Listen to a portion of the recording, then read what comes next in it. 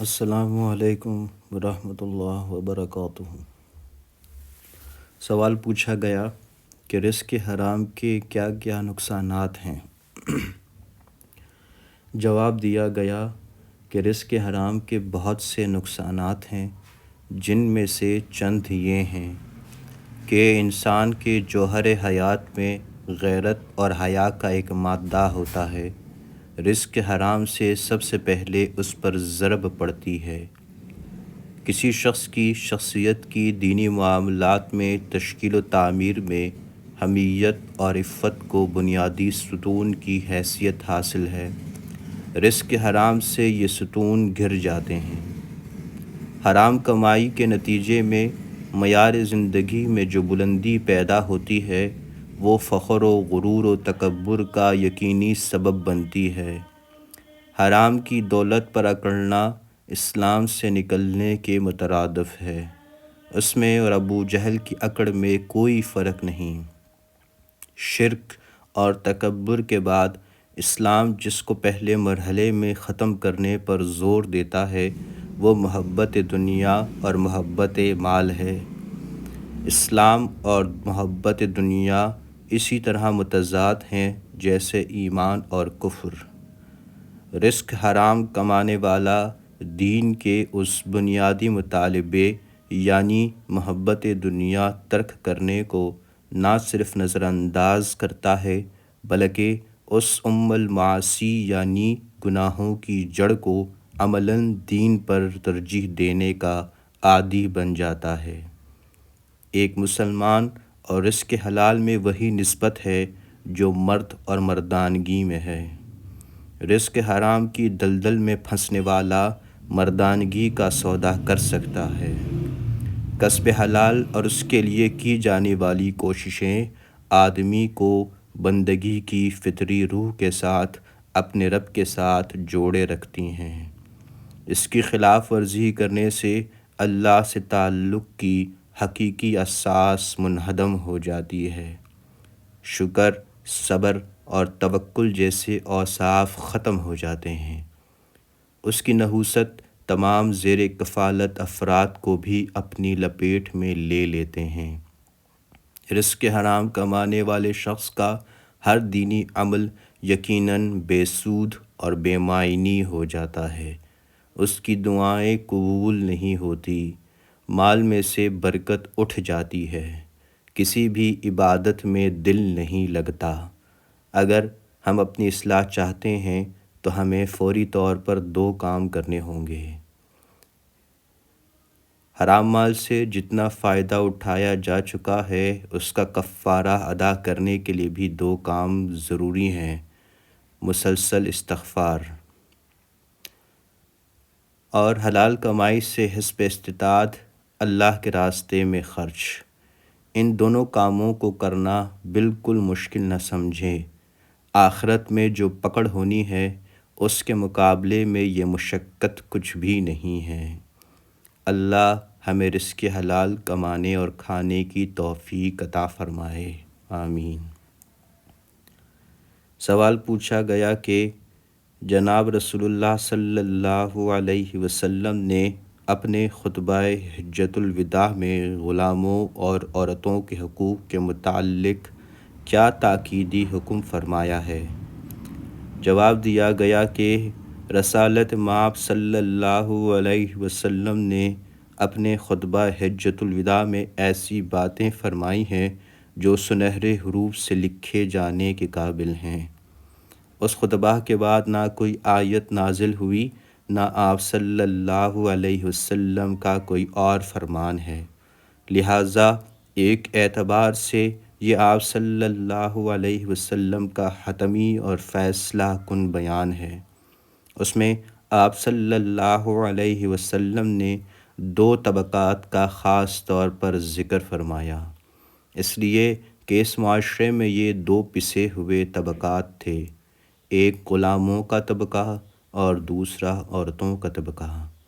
غلاموں کے بارے میں فرمایا کہ یہ تمہارے بھائی ہیں، یعنی ان سب کے جد امجد بھی سید آدم ہی ہیں، یہ تم سے مختلف نہیں ہیں، ان کو پیدا کرنے والا بھی اللہ ہی ہے۔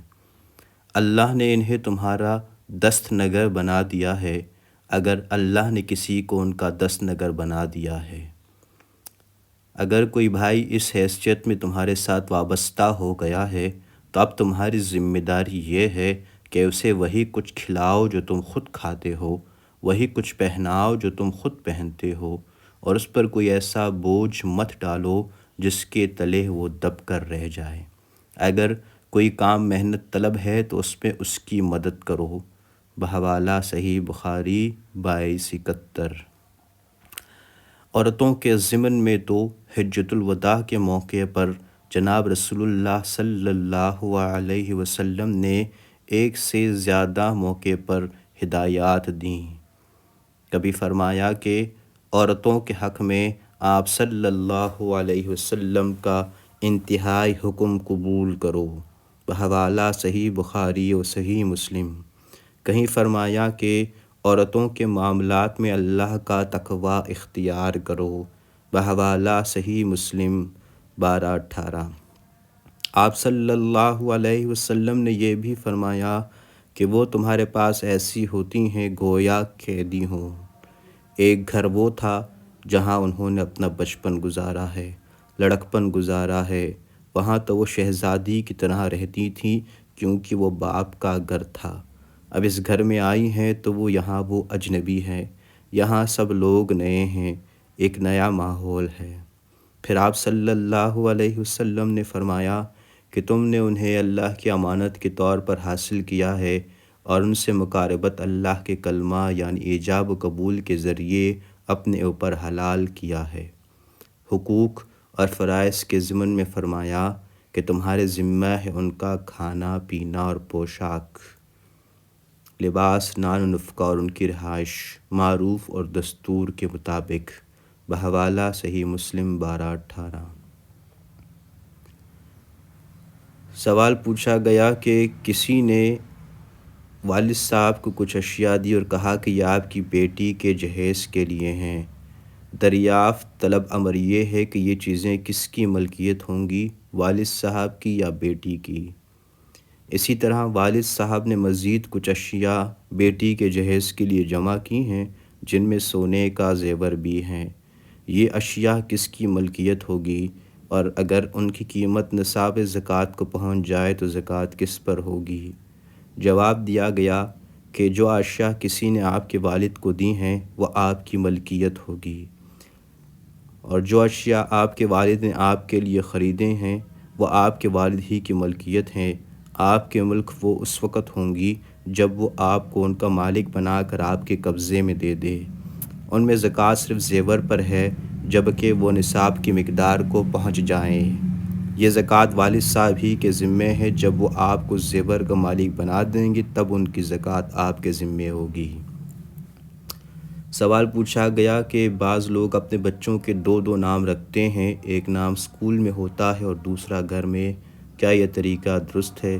جواب دیا گیا کہ اس میں کوئی حرج نہیں، البتہ اس بات کا خیال رکھنا چاہیے کہ وہ نام بامعنی ہو اور اس نام سے پتہ چلے کہ یہ مسلمان کا نام ہے، اس نام سے کسی بدشگونی و بدفعلی مراد نہ لی جائے۔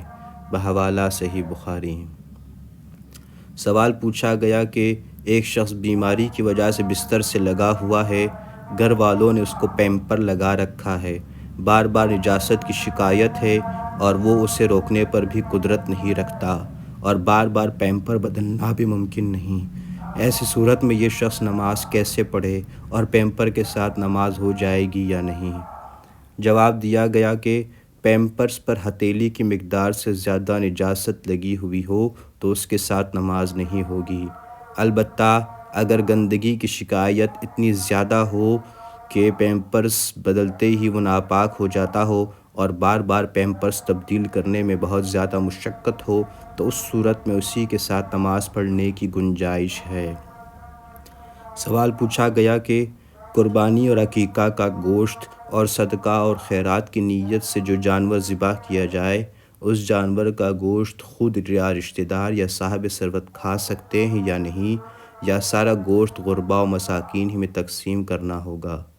جواب دیا گیا کہ قربانی اور عقیقہ کا گوشت خود بھی کھا سکتے ہیں اور رشتہ دار اور صاحب ثروت بھی، لیکن جو جانور صدقہ واجبہ کی نیت سے ذبح کیے جائیں ان کا گوشت خود بھی استعمال نہیں کر سکتے اور نہ عزیز اور رشتہ دار اور صاحب ثروت افراد۔ سارا گوشت غریبوں میں تقسیم کرنا ضروری ہے، البتہ رشتہ داروں میں اگر غریب اور مستحق لوگ ہوں تو انہیں بھی اس گوشت میں سے دیا جا سکتا ہے۔ بعض لوگوں میں یہ بات جو مشہور ہے کہ عقیقہ کا گوشت والدین، دادا دادی اور نانا نانی نہیں کھا سکتے، یہ بالکل غلط ہے اور ایک جاہلانہ بات ہے۔ سوال پوچھا گیا کہ آج کل ٹیلی فون کا استعمال عام ہے، اگر کوئی خاتون کہیں فون کرے اور دوسری طرف کوئی نامحرم مرد فون اٹھائے تو اسے سلام کیا جا سکتا ہے؟ جواب دیا گیا کہ عام حالات میں اجنبی مرد اور عورت کا ایک دوسرے کو سلام کرنا یا سلام کا آواز سے جواب دینا جائز نہیں۔ کوئی مرد سلام کرے تو دل میں یا آہستہ سے جواب دے دینا چاہیے، البتہ اگر کسی ضرورت سے بات کرنا پڑے تو سلام اور جواب کی گنجائش ہے، مگر سخت لہجے میں جواب دینے کا حکم دیا گیا ہے۔